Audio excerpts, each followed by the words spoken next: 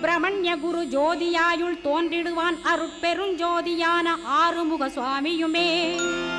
அந்தர்முகமிருந்து ஆட்கொள்வான் சத்தியமாய் சித்தியையும் முக்தியையும் ஸ்கந்தகுரு தந்திடுவான். நின்னையே நான் வேண்டி நித்தமும் ஏத்துகிறேன் மெய்யறிவாக கந்தா வந்திடுவாய் இவனுளே நீ. வந்திடுவாய் மறுவிடுவாய் பகுத்தறிவாகவே நீ பகுத்தறிவோடிவனை பார்த்திடச் செய்திடப்பா. பகுத்தறிவான கந்தன் பரங்குன்றில் இருக்கின்றான் பழனியில் நீயும் பழஞ்சோதியானாய் நீ.